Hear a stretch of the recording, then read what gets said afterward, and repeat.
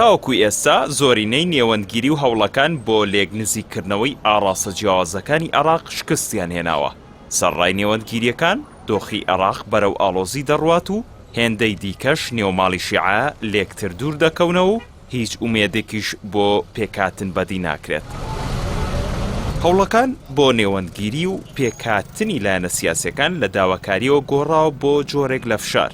هەر ئەمەش هۆکاری دوایین تویتی سەدر بووە کە ڕایگەیاند هەڕەشە لە هاوپەیمانەکانی قابوڵ ناکات. هەر لە تویتەکەی سەدریش بارەگەی حیزبی تەقەدومی سوننەکان لە ئەنبار کرایە ئامانج. تاکو ئێستا ڕەوتی سەدر کە خاوەنی 74 کورسیە و لەگەڵ هاوپەیمانەکانی خاوەنی نزیکەی 170 کورسین سوورە لەسەر پێکێنانی حکومەتی زۆرینە. چوارچێوەی هەمانگی شیعەش کە بەخۆی و هاوپەیمانەکانیەوە خاوەنی نزیکەی 120 کورسین سوورن لەسەر حکومەتی تەوافوقی و بەشداری تەواوی لایەنەکانی نێو چوارچێوەی هەمانگی لە حکومەتدا. لە لێدوانێکیدا هادی عامری سەرکردەی دیاری چوارچێوەی هەمانگی شیعە دەڵێت چوارچێوەی هەمانگی یان پێکەوە دەچنە حکومەت یاخود هەمویان پێکەوە دەبنە ئۆپۆزیسیۆن. محەممەد تەمیمی چاودێری سیاسی عێراقی دەڵێت هەنگاوە تاگلایەنەکانی سەدر و هەوڵەکانی چوارچێوەی هەمانگی شیعە بۆ پێکێنانی گەورەترین فراکسیۆن لەناو پەرلەماندا کە ئێستا سەرقاڵیەتی ئاماژەن بۆ ئەوەی دۆخی عێراق بە تەواوی چەقبەستووە و لایەنەکان لە پێکاتن دوورن.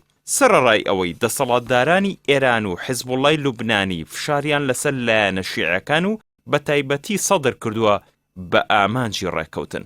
لە نێوان فشارەکان و چەقبەستووی دۆخی عێراق بڕیارە لە ڕۆژانی ئایندەدا هاوپەیمانی سەدر سوننە و پارتی کۆبوونەوەی لووتکە ئەنجام بدەن. بەپێی هەواڵی میدیاکان کۆبوونەوەکە بۆ تاوتوی ئەو فشارانەیە کە بە ئامانجی ڕێکەوتن لەگەڵ چوارچێوەی هەمانگی لێیان دەکرێت.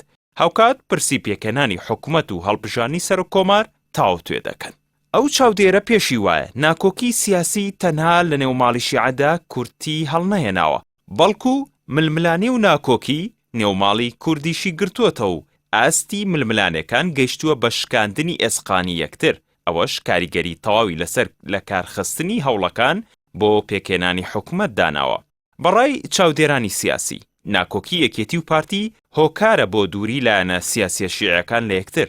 پەربوونی نێوماڵی کورد پێکێنانی یەکێک لە سێ سەرۆکایەتەکەی پەخستووە کە هەنگاوێک لە پێش پێکێنانی حکومەتەوەیە کە ناکۆکی لایەنە شیعەکان لەسەر پێکێنانی حکومەتە، چونکە بە پێکهاتنی حیزبەکانی دەسەڵاتی هەرێم لەسەر هەڵبژانی سەر و کۆمار ئەنجا لە گەرم و گۆڕی دۆسەی پێکێنانی حکومەت دێتە بەرباس.